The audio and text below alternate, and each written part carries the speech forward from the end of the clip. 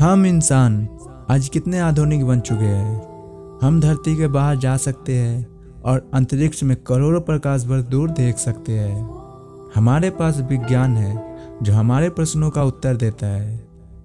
वैज्ञानिक डेटा के जरिए हमने हमारा अस्तित्व काफ़ी हद तक सही अनुमान लगाया है।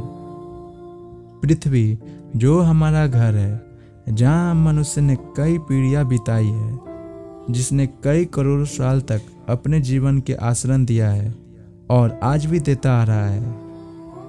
वैज्ञानिक के अनुसार पृथ्वी पर जीवों के करीब 47 लाख प्रजाति रहती है, जिसमें 15% ही प्रजाति आज तक हमने खोजा है।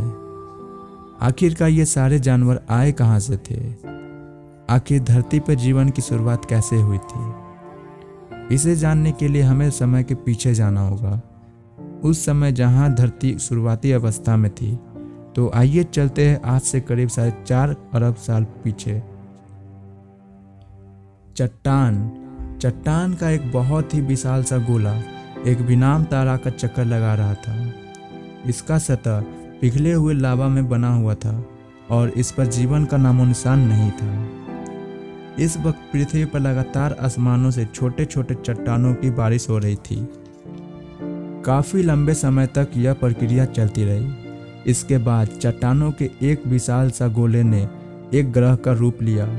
साथ ही इस ग्रह के अपना चांद भी बन गया। ये वही ग्रह है जहां आज हम सब रहते हैं। इस वक्त पृथ्वी का तापमान बहुत अधिक था। काफ़ी लंबे समय बाद हमारे ग्रह का तापमान थोड़ा सा ठंडा हुआ और इस पर एक ठोस सतह का निर्माण हुआ। करीब 3.9 अरब साल पहले इसने फिर से एक आग का गोला का वर्षा का सामना किया, जिसे हम कहते हैं द लेट हेवी बम्बार्डमेंट। और इस वक्त धरती पर छोटे चट्टानों की ही नहीं बल्कि इस पर उल्का पिंडों की भी बारिश हो रही थी। प्रतिदिन कई हजारों संख्या में उल्का पिंडों धरती पर बरस रहे थे। ये उल्का पिंड अपने साथ कुछ बहुत ही खास लेकर आए थे। इसके अंदर जमे हुए बर्फ की क्रिस्टल थी, जिसने हमारे धरती पर समुद्र का निर्माण किया और साथ ही धरती के वातावरण में नाइट्रोजन गैस लेकर आए। पर धरती अभी बेजान था। ये जीवन के लिए परिस्थिति अभी तक उत्पत्ति नहीं बनी थी। धरती के एटमॉस्फेयर अभी पूरी तरह से जहरीले गैसों से भरा हुआ था। यहाँ वायुमंडल में ऑक्सीजन था ही नहीं और धरती भी चारों तरफ से समुद्र से घिरा हुआ था। पर अब यहाँ परिस्थिति बदलने वाली थी। करीब 3.8 अरब साल पहले हमारी धरती में फिर से उल्का पिंडों की बारिश हुई। पर अब की बार ये केवल पानी ही नहीं लाए थे, बल्कि ये बेहद बहुत अनमोल चीज लेकर आए थे जो धरती को जीवन देने वाला था। ये बूंद अपने साथ खनिज यानी मिनरल लेकर आए थे। परंतु यहाँ समुद्र के गहराई में तापमान कम था। यहाँ सूरज की रोशनी पहुँच ही नहीं सकती थी। लेकिन यहाँ समुद्र की गहराई में भी छोटे छोटे प्राकृतिक चमनीज थे जो पानी को गहराई में भी गर्म रख रहे थे और यहीं पर जीवन की बीज पनप। हम नहीं जानते हैं कि ऐसे कैसे हुआ, लेकिन किसी प्रकार यहीं पर उन सारे मिनरल और केमिकल ने आपस में अभिक्रिया करके जीवन का बीज बोया और यहाँ जन्म हुआ पहले एक कोशिका का। ये एक प्रकार का बैक्टीरिया थे। ये बैक्टीरिया समुद्र में बहुत तेजी से बढ़ने लगे।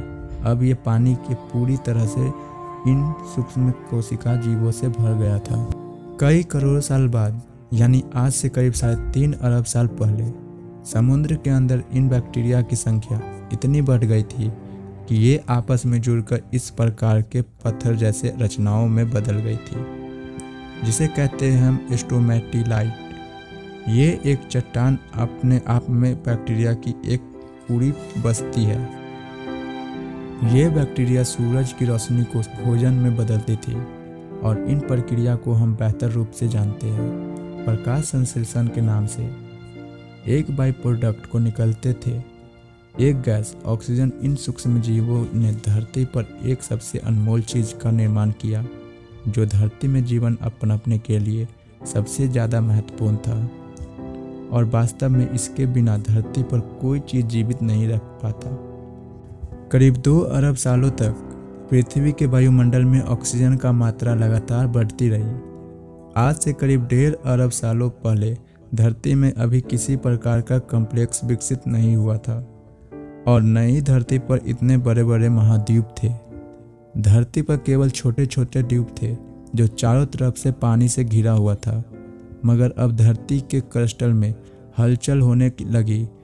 इस धरती की सतह कई सारे प्लेट्स से टूट गई।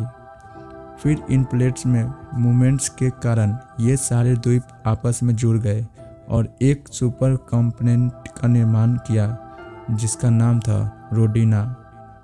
इस वक्त धरती के तापमान 30 डिग्री सेल्सियस था और धरती का एक दिन 18 घंटे का होता था। मगर अब समय के साथ ये परिस्थिति बदलने लगी।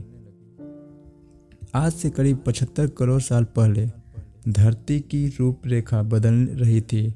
धरती का सुपर कॉन्टिनेंट अब 2 भागों में टूट गया और धरती के नीचे का लावा ज्वालामुखी विस्फोट के साथ धरती के सतह पर निकलने लगा। इन विस्फोट के कारण धरती में कार्बन डाइऑक्साइड का मात्रा काफ़ी बढ़ गया। अब धरती का आसमान इन कार्बन डाइऑक्साइड के घने बादलों से घिर चुका था। इन बादलों से लगातार अम्लीय वर्षा यानी एसिड रेन होने लगी। इससे धरती के वातावरण का अधिकतर कार्बन डाइऑक्साइड धरती के चट्टानों पर मोटे मोटे परत के रूप में जमने लगे जो इस वर्षा के साथ बरस रहे थे। इससे वायुमंडल के कार्बन डाइऑक्साइड के मात्रा में कमी हो गई और अब धरती का वायुमंडल सूरज से गर्म का रोकने के लिए काबिल नहीं रह सका।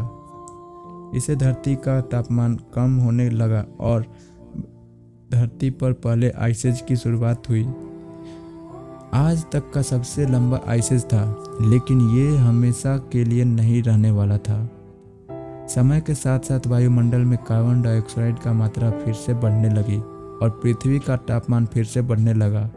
इससे धरती पर जमा बर्फ धीरे धीरे पिघलने लगा और पृथ्वी फिर से सामान्य रूप में आने लगी। लेकिन वो सिंगल सेल बैक्टीरिया का क्या हुआ जो आइसेज आने से पहले समुद्र में था? आज से करीब 54 करोड़ साल पहले अब धरती का सारा बर्फ पूरी तरह से पिघल गया था। इस वक्त समुद्र के अंदर जाने पर हमें एक नई दुनिया देखने को मिलता है।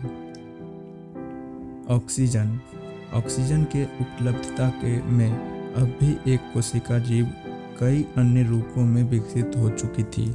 यहाँ चारों तरफ समुद्री पौधे, ऐसे जीव, छोटे छोटे समुद्री जीव